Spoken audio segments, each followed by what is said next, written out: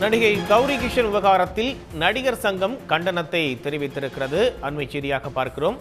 கூடுதல் தகவல்களை வழங்குவதற்காக செய்தியாளர் விஷ்ணு இணைகிறார். விவரங்கள் விஷ்ணு. நடிகை கௌரி கிஷன் நடித்து இன்று திரைக்கு வந்துள்ள திரைப்படம் அதர்ஸ். இந்த திரைப்படத்தின் செய்தியாளர் சந்திப்பு நேற்று நடைபெற்றது.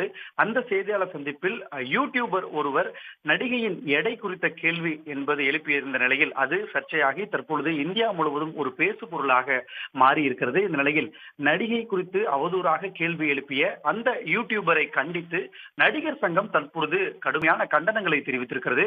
தென்னிந்திய நடிகர் சங்கம் இது தொடர்பாக தெரிவித்திருக்க அந்த அறிக்கையில் நல்ல திரைப்படங்களையும் திறமையான கலைஞர்களையும் உச்சி முகர்ந்து கடைக்கோடி மக்களிடமும் கொண்டு சேர்க்கும் நீங்கள் நாங்கள் தவறு செய்யும் போதும் சரியான விமர்சனங்களை மிகவும் நாகரிகமாக வெளிப்படுத்தி சரி செய்தும் வருகிறீர்கள். நேற்று நிகழ்ந்த இந்த நிகழ்வு மிகவும் விரும்பத்தகாதது.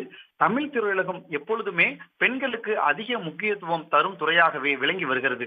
75 ஆண்டுகளுக்கு முன்பே தமிழ் திரையுலகில் பெண்கள் நடிகைகளாக மட்டுமல்லாமல் இயக்குனராகவும் தயாரிப்பாளராகவும் ஒளிப்பதிவாளராகவும் பிரகாசித்துள்ளனர். ஆனாலும் திரைத்துறையில் ஒரு பெண் நுழைந்து சாதிப்பது என்பது இன்னமும் பெரும் சவாலான ஒன்றாகத்தான் இருக்கிறது.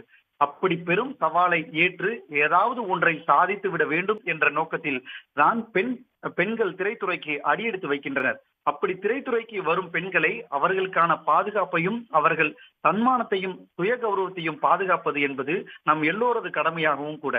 ஆனால் பத்திரிகையாளர் சந்திப்புகளில் ஒரு சில வக்கிரகமான நபர்கள் பத்திரிகையாளர்கள் போர்வையில் நடிகைகளை பார்த்து ஏளனமாக கேள்வி எழுப்புவதும் அவமானப்படுத்துவது கவலை அளிக்கிறது என நடிகர் சங்கம் கண்டனங்களை தெரிவித்திருக்கிறது. மேலும் நேற்று எங்களது சகோதரி ஒருவருக்கு நிகழ்ந்த நிகழ்வு அதே நபரால் சுமார் 10 ஆண்டுகளுக்கு முன்பு இன்னொரு சகோதரிக்கும் நிகழ்ந்திருக்கிறது. இன்றைய சூழலில் செல்போன் இருந்தால் ஒரு யூடியூப் சேனலை ஆரம்பித்து பத்திரிகையாளர் ஆகிவிடலாம்.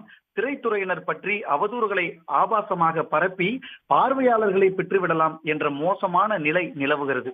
இந்த சூழலில் எங்களுக்கு பாதுகாப்பாக இருக்க வேண்டிய பத்திரிகை துறையில் இது போன்ற கலைகள் முளைத்திருப்பது நாம் அனைவரும் ஒன்று கூடி பேசி சரியான முடிவெடுக்க வேண்டிய கட்டாயத்தை ஏற்படுத்தியிருப்பதாக தெரிவித்துள்ளது. மேலும் நேற்று எங்கள் சகோதரிக்கு நடந்த சம்பவத்தை நாங்கள் வன்மையாக கண்டிக்கிறோம் என தென்னிந்திய நடிகர் சங்கம் தங்களுடைய கண்டனங்களை தெரிவித்திருக்கிறது. இனி எதிர்காலங்களில் இது போன்ற சம்பவங்கள் நடக்காதவாறு கலந்து ஆலோசிக்க தேவையான முன்னெடுப்புகளை தொடங்குவோம் எனவும் தற்பொழுது அந்த தென்னிந்திய நடிகர் சங்கத்தின் தலைவர் நாசர் தலைமையில் அந்த அறிக்கை என்பது வெளியாகியிருக்கிறது. தகவல்களுக்கு நன்றி விஷ்ணு.